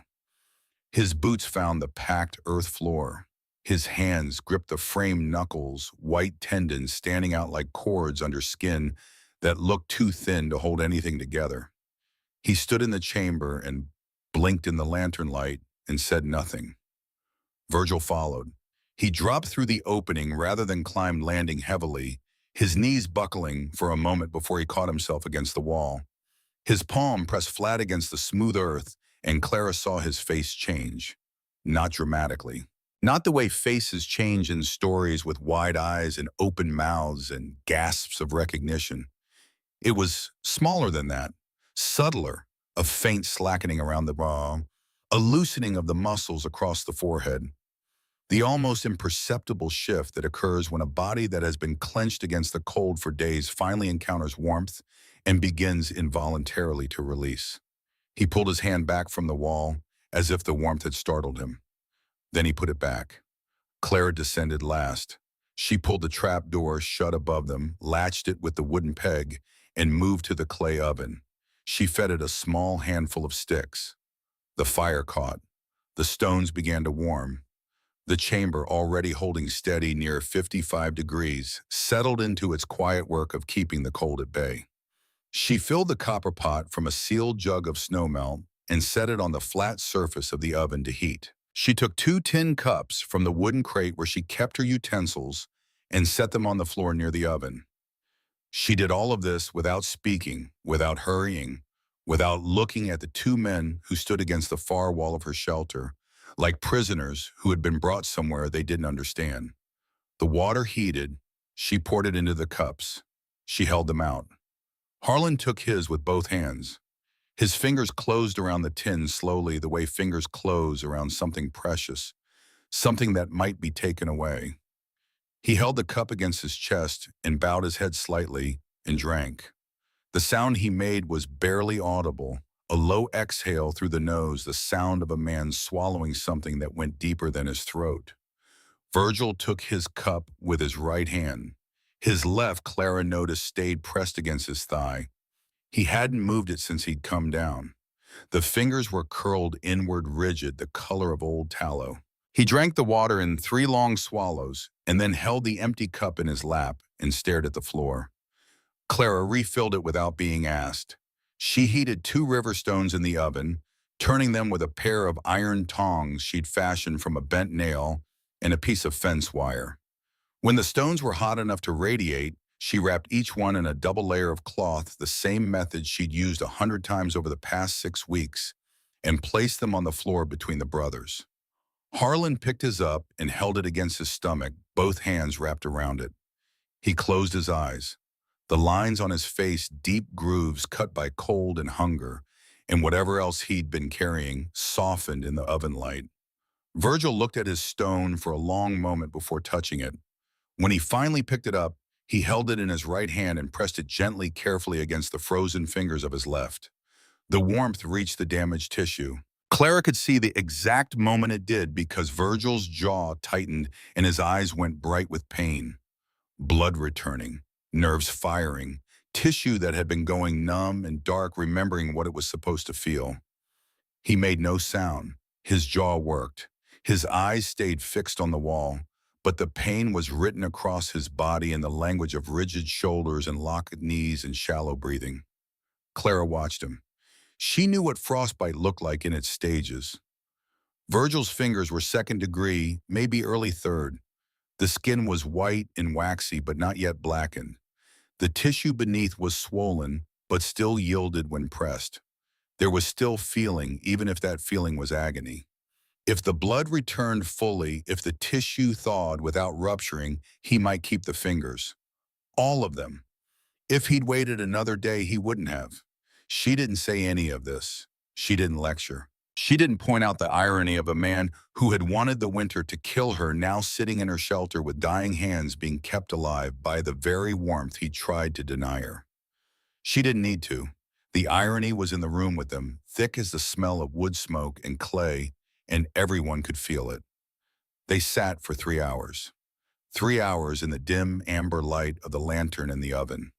3 hours of silence broken only by the soft crackle of burning sticks and the occasional shifting of Bess's weight on the floorboards above, and the distant muffled sound of wind crossing the frozen surface of the world. Nobody spoke about what had happened. Nobody spoke about the deed or the 30 days or the firewood that had been cut off or the grain that had been withheld, or the words that had been said outside the woodshed door on a November afternoon that now felt like it belonged to a different lifetime. They just sat and were warm and drank hot water and held stones that radiated heat like small captured suns. It was the closest thing to peace that Clara had felt in months. Not happiness, not forgiveness, not reconciliation, just the absence of conflict, which in the middle of the worst winter in 15 years in a hole in the ground 6 feet below the surface of the earth was enough. When the time came to leave, Harlan rose first. He set his cup on the floor, placed the cooled stone beside it, and straightened up as much as the low ceiling would allow. He moved to the base of the trap door and stopped. His back was to Clara. She could see the tension in his shoulders, the way they pulled upward and inward, the posture of a man gathering himself to do something difficult. He stood there for several seconds, his head slightly bowed, his hands at his sides. "Thank you," he said. The words came out barely above a whisper. Rough, stripped. The voice of a man who had not said those words in a very long time and wasn't entirely sure he remembered how. Clara nodded, though he couldn't see her. She said nothing. Harlan climbed out through the trap door and stood in the woodshed above, stamping his feet against the cold floor, adjusting his coat. Clara could hear his boots on the boards, slow and deliberate, the sound of a man preparing himself to go back out into the world that was trying to kill him. Virgil stood. He was slower about it. His left hand, the damaged one he held cradled against his chest. Now, the fingers slightly curled, the warm stone still pressed between them and his body. He moved toward the trap door and paused. He did not turn around. He did not speak. He stood at the base of the opening with his shoulders rigid and his jaw set, and whatever was happening inside him locked down tight behind a face that refused to show it. Then he climbed out. The trap door swung shut. Boots crossed the shed floor. The outside door opened, creaked closed. Clara sat alone in the chamber. She heard them walking away, the crunch of boots on frozen snow growing fainter, fading south along the road. And then she heard nothing. Just the fire, just the cow, just the earth. She climbed up to the woodshed to latch the outer door. Through the crack between the boards, she could see the two brothers walking away across the snow, their dark shapes growing smaller against the white landscape. Harlan walked with his head down, his hands in his pockets, his shoulders hunched. Virgil walked beside him, and then Virgil looked back. Just once, a single glance over his shoulder at the woodshed, at the thin column of smoke rising from the back wall at the door Clara stood behind. His face was too far away to read. The expression, whatever it was, lasted less than a second. Then he turned forward and kept walking and didn't look back again. Clara watched until they disappeared beyond the tree line. Then she closed the door, climbed back down into the shelter, and sat beside the oven with her hands folded in her lap. She was very tired. Not the tiredness of a long day's work or a poor night's sleep. A deeper exhaustion, the kind that settles into the marrow and becomes part of the structure. 6 weeks underground. 6 weeks of rationing and calculating and monitoring and maintaining. 6 weeks of being alone with nothing but a cow and a lantern and the memory of a man who'd built everything she was now fighting to keep. She lay down. She pulled the quilt to her chin, the one her mother had pieced together from a dozen different fabrics in 1872, faded now, worn thin in places, but still holding together the way old things hold together when they've been made with care. She thought about Robert, not about his death, not about the 6 terrible days or the burial in the rain or the limestone marker scratched with a nail. She thought about the first winter, 1880, the year they married, the year they came to this land. The cabin wasn't finished yet. The walls were up, but the roof was only half shingled, and the chimney was still 3 courses short of complete. Robert had worked 16-hour days through the autumn racing the season, trying to close the structure before the cold came. He almost made it. Almost. The first frost arrived on October 29th, and the chimney still needed 2 more days of work, and the north wall still had a gap above the door frame where the header beam didn't sit flush. They spent that first night with a fire on the bare dirt floor, the smoke rising through the gap where the chimney should have been, the cold seeping in through every crack and joint in the unfinished structure. Clara had hung blankets over the windows. Robert had stuffed rags into the worst of the gaps. They huddled together on a straw mattress laid on the floor, wrapped in every piece of fabric they owned, and listened to the wind testing the walls. "Are you cold?" Robert had asked. His arm was around her. His body was warm and solid against hers. "No," she'd said, and it was true. Not because the cabin was warm. It wasn't. The fire was inadequate, the insulation non-existent, the wind relentless. But Robert was there, and his arm was around her. And the land they were lying on was theirs, every rock and root and frozen clod of it. And tomorrow they would wake up and keep building. "This land is ours, Clara," he'd said, quietly, not a boast, a fact. "No one can take it." She'd believed him. She'd believed him for 11 years. She believed him still lying 6 feet below the surface of that same land, in the dark, in the cold alone. "I kept it, Robert," she whispered. "I kept it." The fire crackled. The oven glowed. The earth held its warmth around her like a hand. And for the first time since the 14th of April, since the morning she'd sat beside his body and watched the light change through the window and listened to the birds begin, Clara cried. Not the sharp, violent crying of fresh grief, something quieter, slower, tears that ran down the sides of her face and into the straw and made no sound at all. Tears that had been waiting months for permission to fall, held back by the sheer mechanics of survival, by the necessity of digging and building and calculating and enduring. She cried for Robert. She cried for the life they'd built and the future they'd lost. She cried for the children they never had, the ones who would have inherited this land, who would have carried his name and her father's knowledge and the memory of everything that had been poured into these 87 acres. She cried because she had kept her promise to a dead man, and he would never know it. She cried because keeping that promise had nearly killed her. And she cried because despite everything, despite the cold and the hunger, and the brothers and the loneliness and the long dark nights underground, she was alive. She was alive, and the earth was warm, and the fire was burning, and that was enough. The cold broke on the 2nd of January, 1892. It didn't happen all at once. The cold never leaves that way. It retreated in stages grudgingly, the way an army withdraws from captured territory.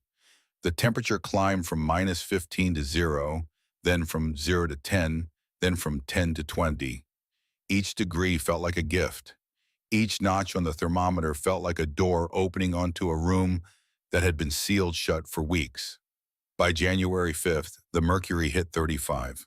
Snow began to melt from the south-facing rooftops, the drips falling from the eaves in slow, steady rhythms that sounded like clocks ticking. Icicles that had hung from every ledge and gutter, like rows of glass teeth, began to shorten, then thin, then fall shattering on the frozen ground below, with sounds like breaking china. By January 8th, it was 42 degrees, and the sky was a pale, watery blue that people had almost forgotten existed. The snow was still deep in the shadows, still piled against north-facing walls and in the hollows beneath the pines. But the roads were clearing. The paths between houses were opening up. Smoke rose from chimneys with a cheerfulness that seemed almost defiant, as if the fires inside knew they had won. People emerged, slowly, cautiously, the way animals emerge from their burrows after a storm. They stood in their doorways and blinked at the sunlight and breathed air that didn't burn their lungs. They looked at each other with the particular expression of people who have survived something together and aren't quite sure yet what it means.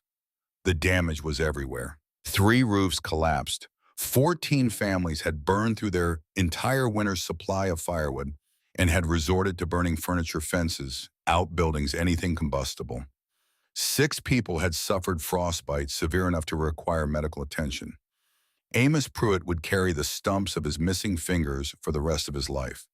The Becker family's house was a ruin open to the sky, the snow-filled interior already beginning to rot. Friedrich Becker stood in front of it on January 10th and stared at it for 20 minutes without moving, then turned around and walked to his brother-in-law's house and asked for a saw. And the Harwell children were still in the church basement in their small pine coffins, waiting for the ground to thaw enough to receive them. The town mourned, not loudly, not publicly, the way cities mourn with memorials and speeches and organized grief. Ember Ridge mourned the way small towns mourn quietly, privately, in the spaces between chores and meals, and the slow rebuilding of damaged lives. A hand on a shoulder, a plate of food left on a doorstep, a nod across the church aisle that said, "I know," without requiring any words. Reverend Crane held a service of thanksgiving on January 11th. The church was full, every pew occupied. People stood along the walls and in the back and spilled out through the open doors into the cold sunshine. He spoke about endurance. He spoke about community. He spoke about the grace of God and the strength of the human spirit. He did not mention Clara Whitfield. Nobody did, not publicly. The story of the woodshed and the underground shelter had spread through the town like water through sand, reaching everyone spoken in kitchens and barns and general store aisles, but always in low voices, always with a certain tone, a mixture of awe and discomfort that people couldn't quite name. Oh, because what she had done was extraordinary. A woman alone, abandoned, condemned, had not only survived the worst winter in 15 years, but had sheltered 11 people and kept them alive using nothing but knowledge and earth and stone and will. Discomfort because what she had done was also an indictment of the brothers who had tried to destroy her, of the neighbors who had watched and done nothing, of the town that had assumed she would die and hadn't lifted a finger to prevent it. Nobody wanted to say that part out loud, so Clara's name lived in whispers, in the spaces between words, in the glances people exchanged when someone mentioned the winter, the random, the week when everything almost fell apart. She was there in all of those conversations, the way the foundation is there beneath a house, essential and invisible. Until Theodore Hilliard arrived. He came in late January on a Tuesday, stepping off the afternoon mail coach, with a leather bag over one shoulder and a notebook in his left hand. He was a reporter for the Wisconsin State Journal based in Madison, a man in his early 40s with a sharp face and quick eyes, in the particular energy of someone who has traveled a long way because he believes there's a story at the end of the road. He'd heard about Clara from a letter.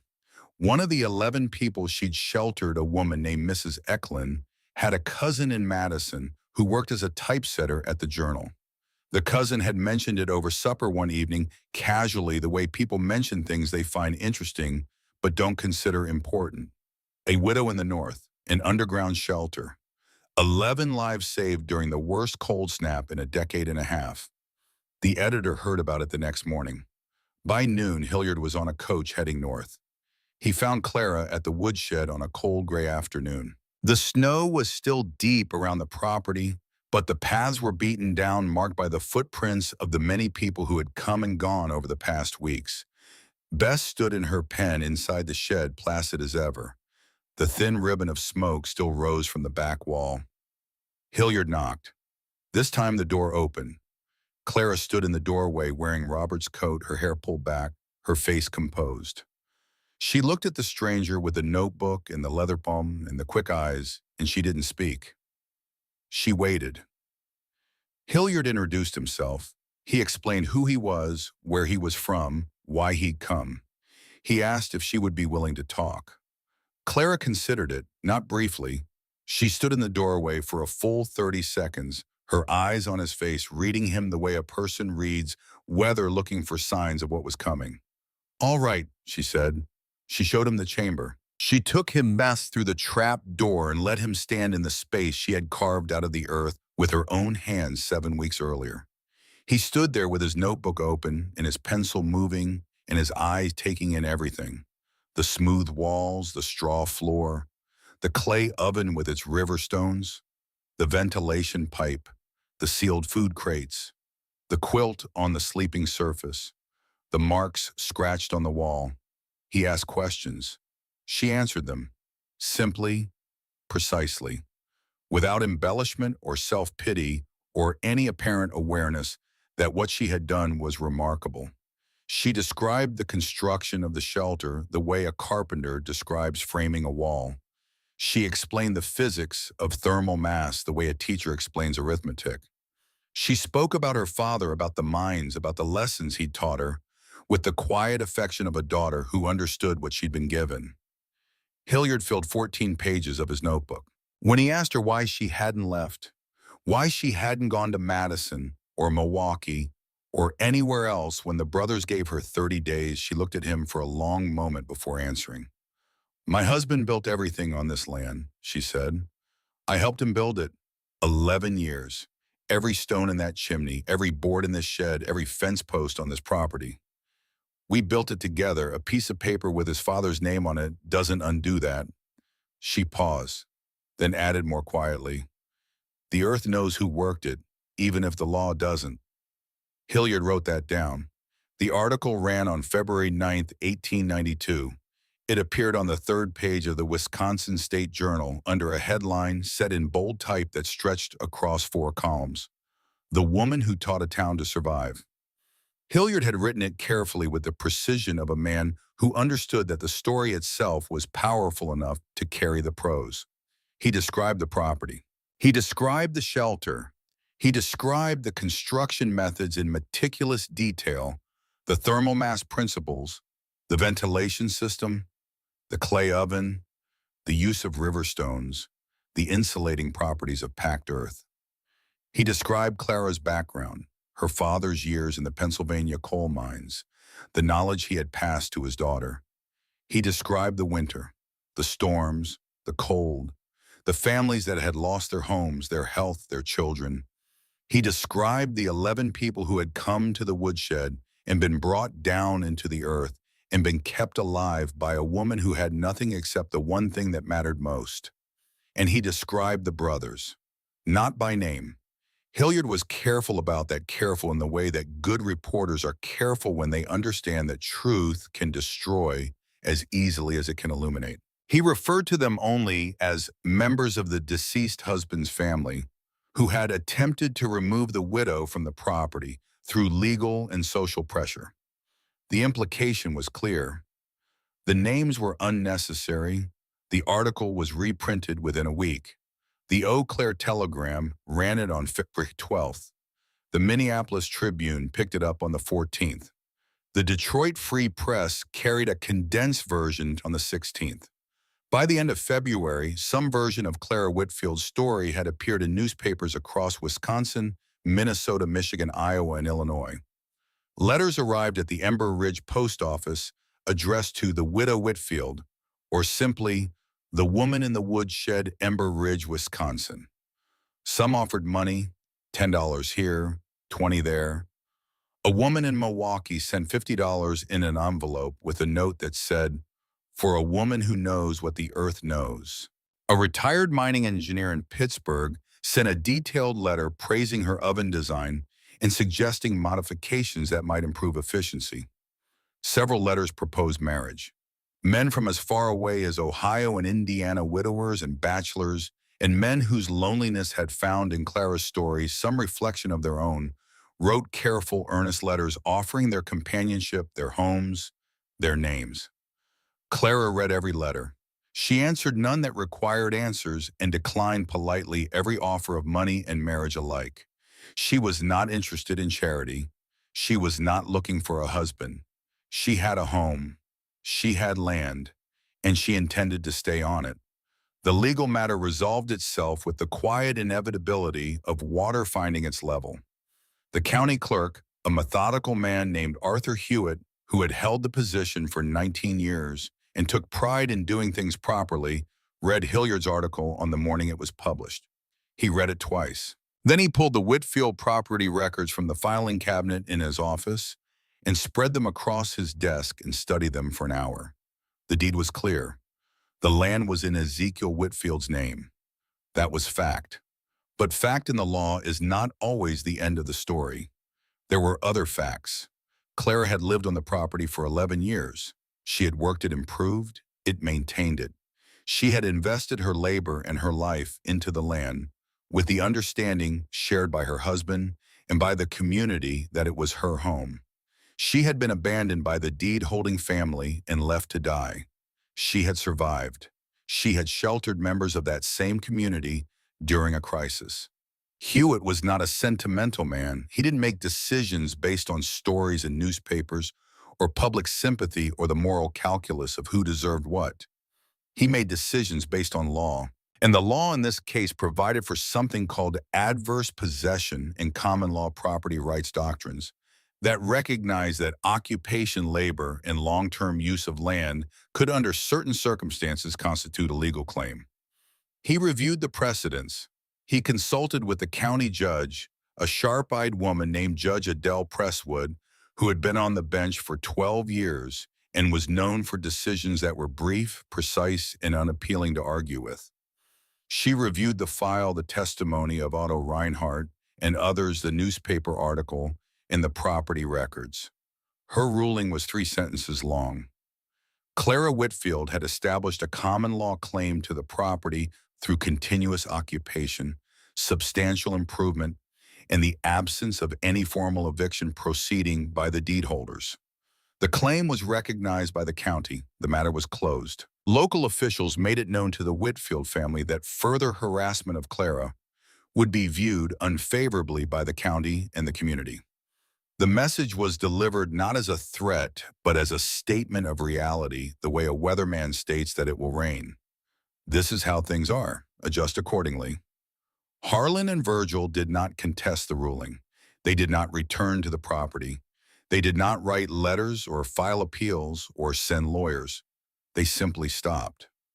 Whether this was because they had accepted the ruling, or because they were ashamed, or because the winter had broken something in them that couldn't be repaired, no one knew.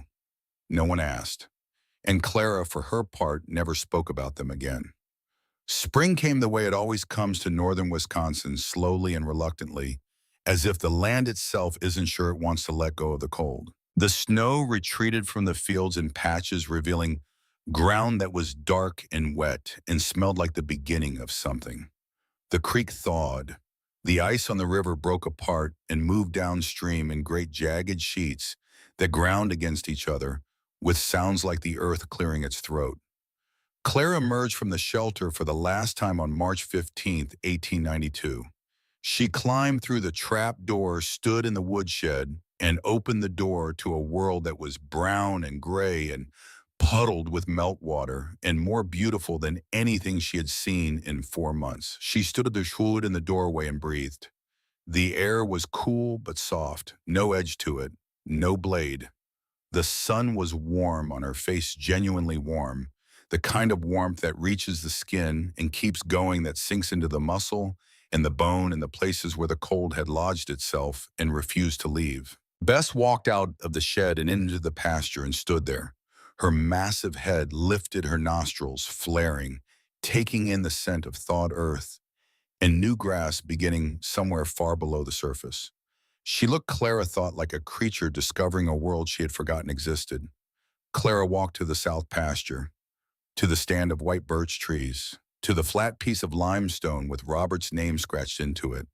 The grave had settled over the winter, the earth compacting under the weight of snow and frost.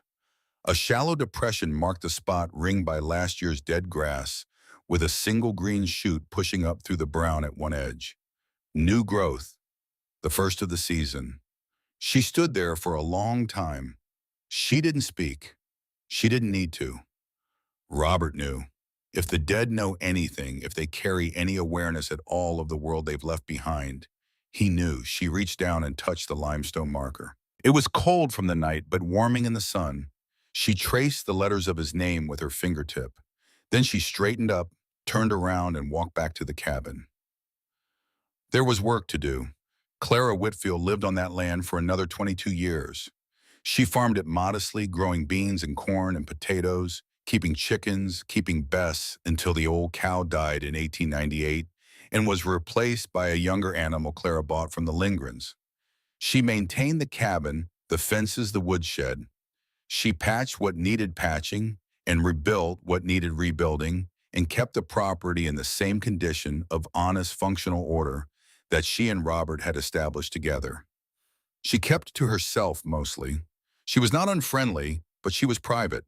She went to town for supplies once a month, exchanged pleasantries with the shopkeepers, nodded to the people she passed on the road. She attended church on Christmas and Easter, sitting in the back pew, leaving before the socializing began. She was civil with the Lingrens, who, over the years, became something close to friends, or at least the nearest thing to friends that Clara seemed to want. She never remarried. She received proposals periodically, especially in the years immediately following the newspaper article when her story was still fresh in the public memory. She declined them all with the same quiet courtesy. She was not lonely, or if she was, she didn't show it. She had the land, she had her work. She had the memory of a man who had built everything with his hands and the knowledge of a father who had taught her how to survive with nothing. Gunnar Reinhardt came by occasionally. He brought firewood sometimes, or a sack of flour from the mill, or a jar of Ingrid's plum preserves. He never stayed long. He'd sit on the porch for a few minutes, talk about the weather, the crops, the children, the small currency of rural life, and then he'd stand and nod and leave. He never mentioned the shelter or the winter or the Christmas morning his family had walked 3 miles through the snow to a woodshed where a woman they barely knew saved their lives. He didn't need to. It was there between them, permanent and unspoken, the way gratitude is when it runs too deep for words. Maren and Britta Reinhardt grew up. They married. They had children of their own. And in their families, the story was told and retold the way stories are in families, changing slightly with each telling, gaining detail here, losing detail there, but keeping always at its center the image of a thin woman climbing out of the earth with a lantern in her hand and clear eyes and 2 words that carried more weight than a sermon. You're cold. Clara died in her sleep on the 3rd of March, 1913. She was 54 years old. The doctor said it was her heart. Not a dramatic failure, not the sudden, clutching collapse that takes some people without warning. A quiet stopping. A gentle cessation, the way a clock winds down, the mechanism slowing and slowing until the last gear turns and the hands go still. They found her in the cabin, in the bed Robert had built under the quilt her mother had made. The fire had burned down to coals, but the room was still warm. On the table beside the bed, a tin cup with the remains of tea, a lantern extinguished, a book open and face down, the spine cracked from years of reading. She was buried beside Robert at the edge of the south pasture under the birch trees. The ground was soft from early spring rain, the same soil she had dug from 100 times the same earth that had held warmth for her through the worst winter of her life. Reverend Crane's successor, a young man named Reverend Davies, who had heard the story but never met Clara, spoke at the graveside. A small crowd gathered. The Lingrens, a few women from the church. Gunnar Reinhardt, older now, his hair gone white, standing at the back with his hat in his hands. They marked her grave with a limestone slab like Robert's. Someone no one remembered who had carved the inscription. It read simply, Clara Whitfield, 1859 to 1913. She refused to leave.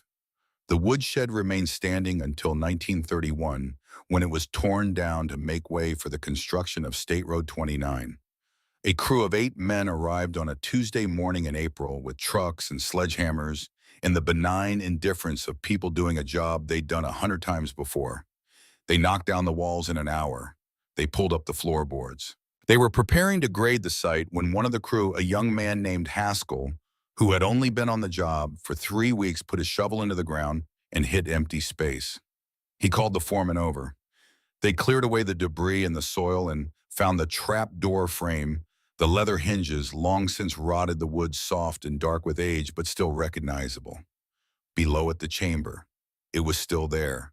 40 years underground, and it was still there. The walls were smooth and dry, packed earth that had hardened over the decades into something closer to stone than soil.